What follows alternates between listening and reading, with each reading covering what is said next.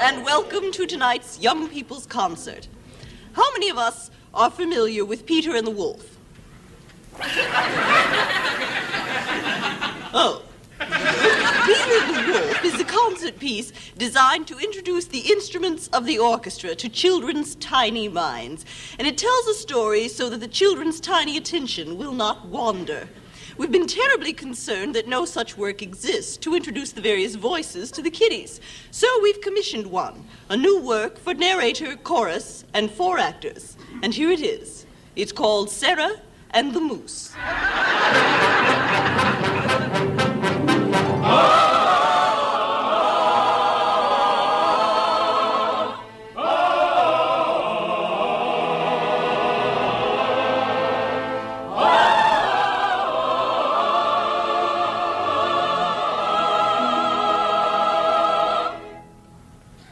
What you have just heard is called a chorus.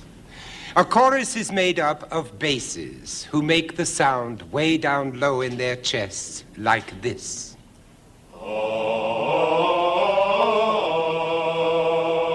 And tenors who make the sound all the way up in their noses, like this.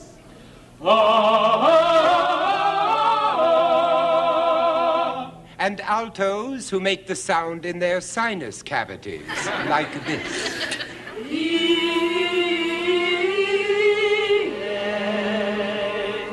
And sopranos.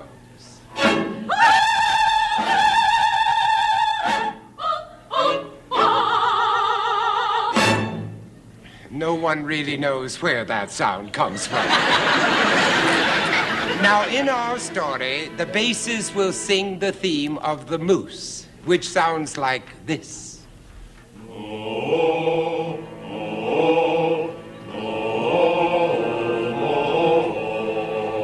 Can't you just see his big furry nose and his big hairy ears? The altos sing the theme of Sarah, which goes like this.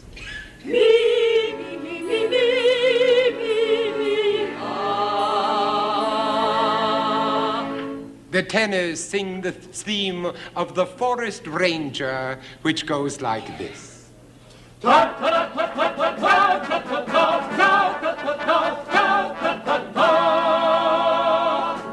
And the sopranos sing the theme of Sarah's Aunt Fanny. Aunt Fanny has been sick and sounds like this.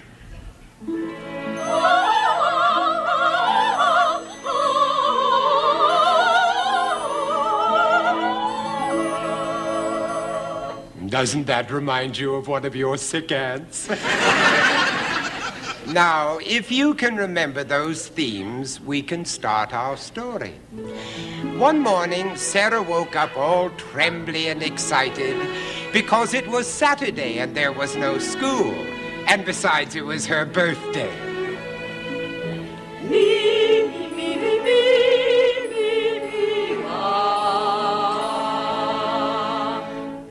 Under her pillow, there was the present she had wished for, a moose call. And off she ran to show it to her friend, the forest ranger.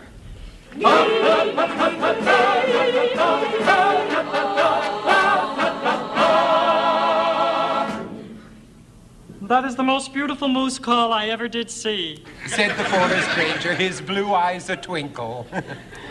Let us call some mooses, said Sarah. And she puffed up her cheeks and blew.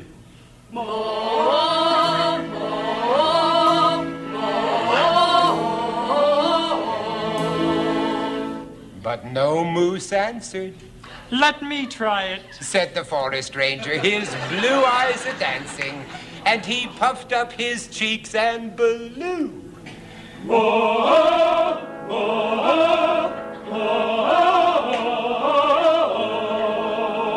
And they waited. Here, moose. And they waited. Here, moose. Here, moose. And then they heard footsteps. And more footsteps. And then suddenly, right behind them, A big footstep. And Sarah shouted. That's no moose. That's my Aunt Fanny.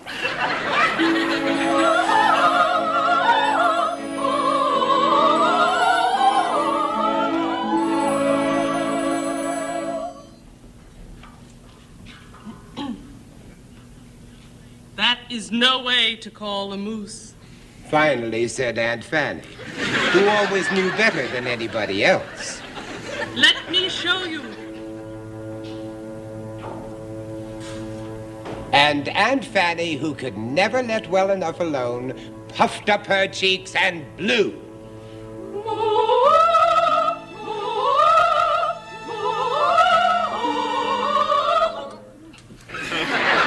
Oh, goodness, Aunt Fanny has swallowed the moose call.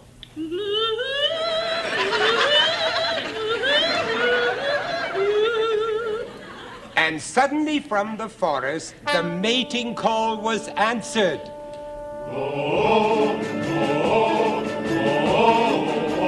And thundering out of the forest came a real live moose.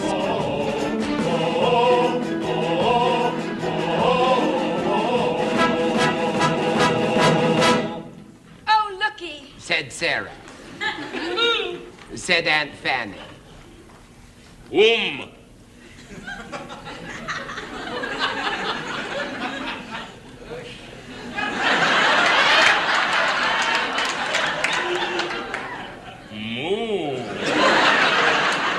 Responded the moose. Run! Said the ranger, his blue eyes agog, and so they ran.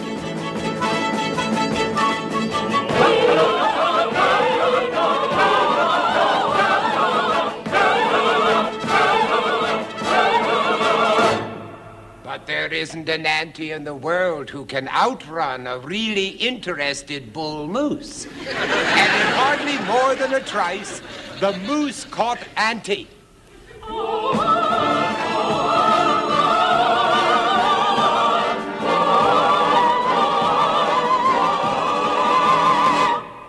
After dating for a while, they found a really meaningful relationship and had the wildest wedding the Elks Club has ever seen.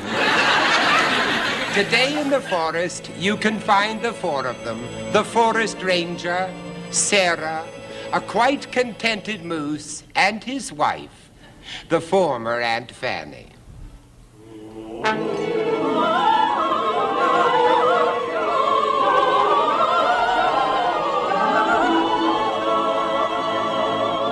And that's the end of our story.